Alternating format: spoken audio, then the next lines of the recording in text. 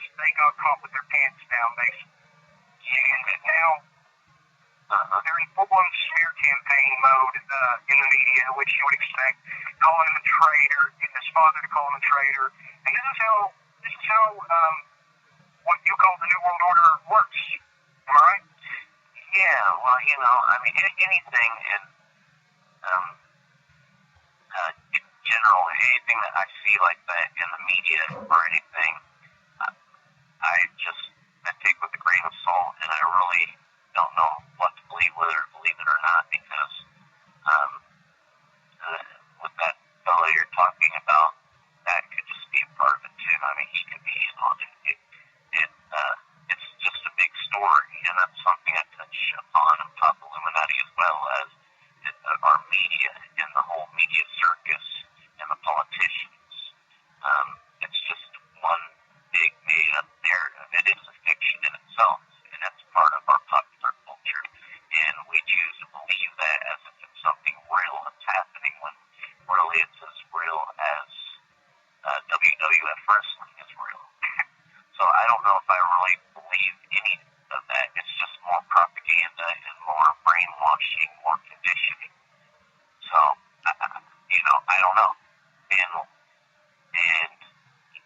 whoever this fellow is, he may think he's really doing something real. He might not be part of the Illuminati, just like I'm not part of the Illuminati, but I've been conditioned as well, and both through the media and probably on a more metaphysical, mystical level. And what I'm doing in writing Pop Illuminati could be more propaganda, and it probably is. So, that's just my whole, in a nutshell, that's my outlook on it. So.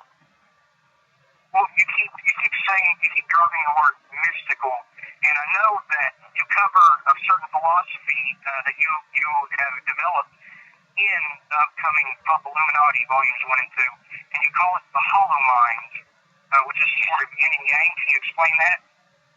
Yeah, I'll explain it a little bit. I won't explain it too much, because I'm better in writing than I am actually talking about it, and it's been a little while since I've written about it, and I haven't really gone through the whole philosophical system, but I'm leaving a lot of it open. I don't want to leave it a closed system, because I'm still learning about it myself, and it's not something I've made up in my intellectual mind.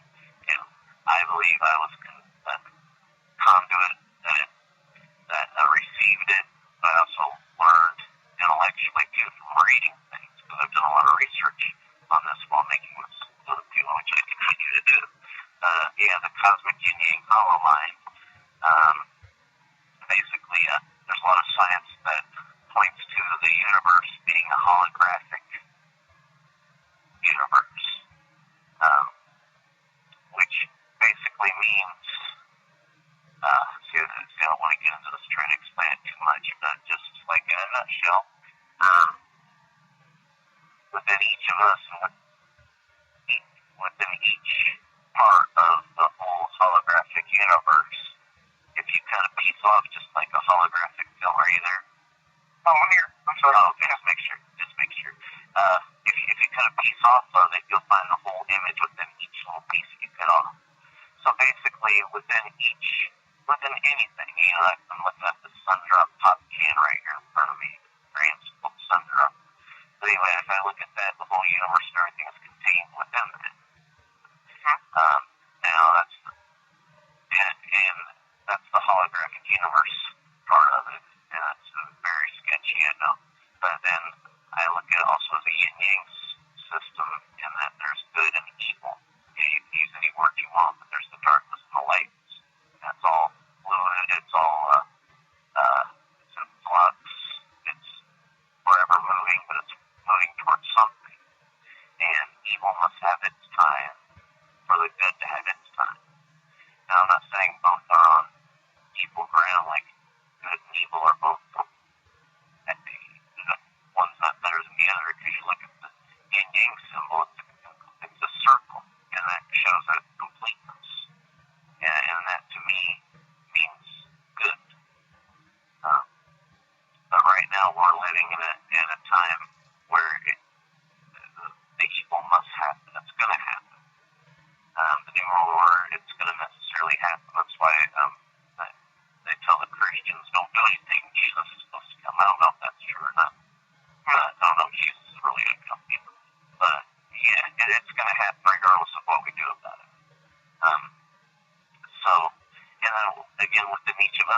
also have what I call an individual yin yang hollow mind. So that's what I was just talking about, the cosmic yin yang hollow mind. And eventually it's all going to come together, and we're all going to be one again. This is also from Hindu philosophy, Eastern philosophy, and other philosophies, and so forth. But we all have in our brain, and there's science that points to this too, and that'll be touched on in Pop Illuminati too. I don't get too much into this philosophy. It's sort of hinted at. Maybe you can look back after reading part 2 or read part 1, you'll see a lot of this. But in our brains, we have holographic brains on top of it. So we play a part in this creative process. And just like I can write something, I'm creating a part of it. I'm being God by being a creator. And so we're all involved in it together, but we all have our individual yin yang hollow minds. And then there's a third one. There's what I either call, so I don't confuse acronyms. I could call it the collective yin yang hollow mind, but I call it the emergent yin yang hollow mind, which is what we're all moving toward right now, like with Facebook. The Illuminati's making this come about when they're trying to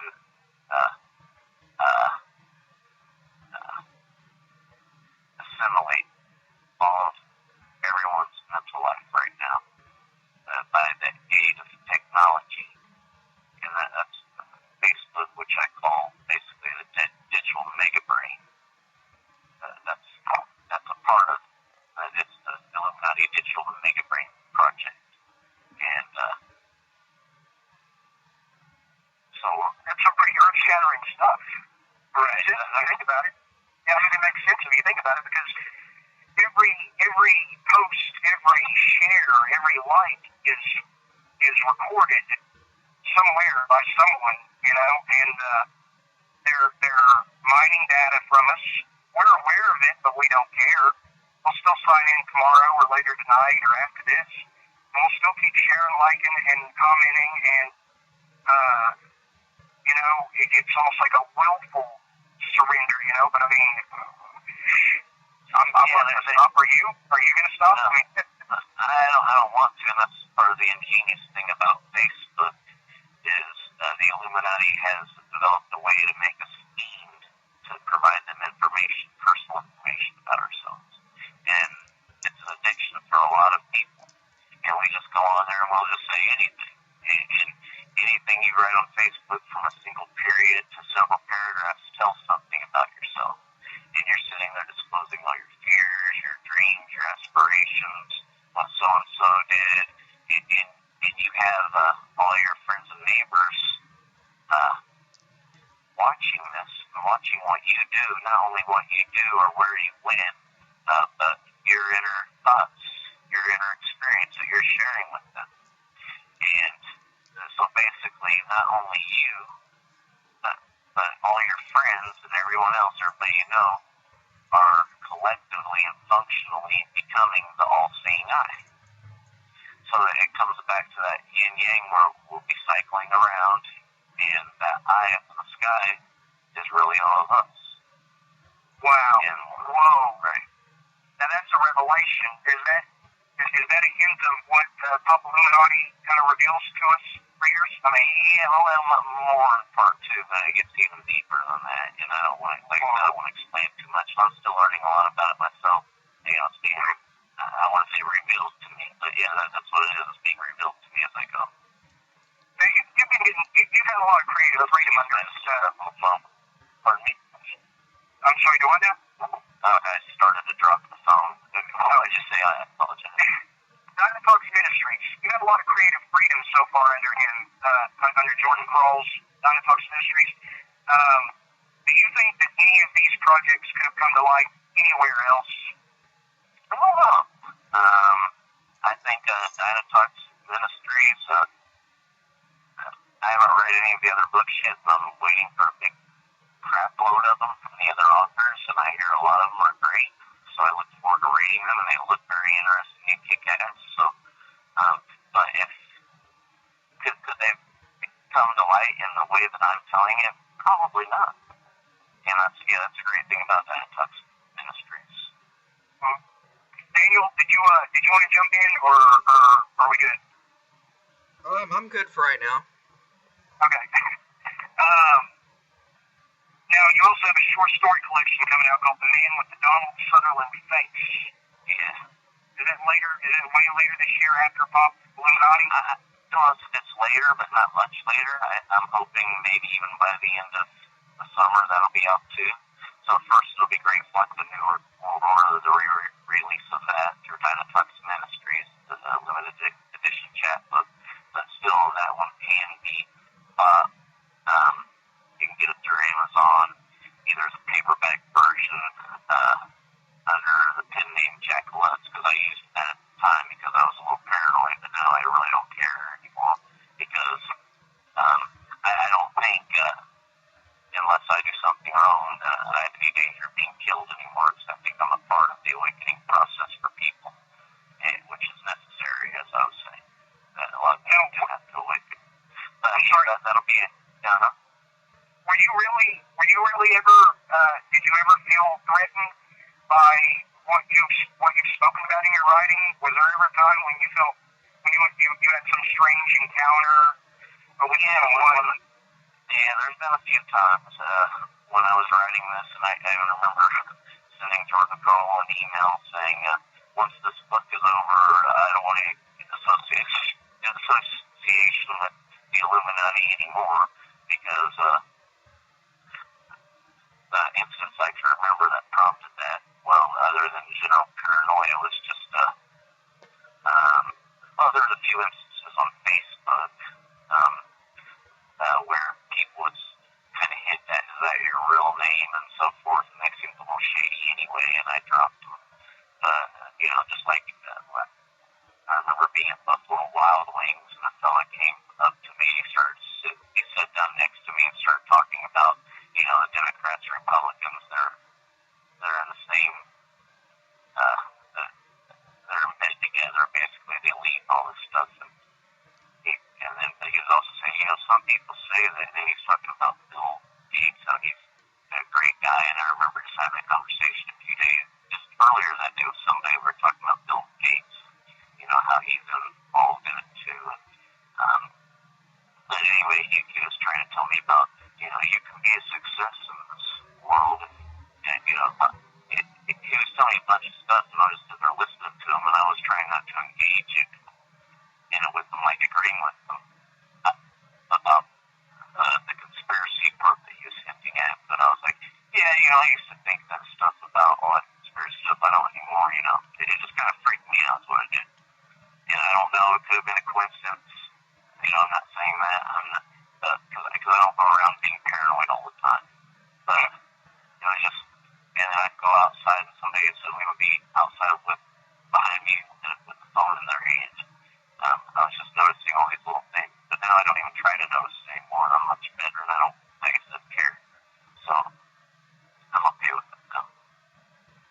Synchronicity, that's a major theme in Pop Illuminati as well, right? Right, and just in the process of writing it, I'd just be doing some research, and I'd open a book up to a certain page, just a random page. I'd be looking for one thing, and something else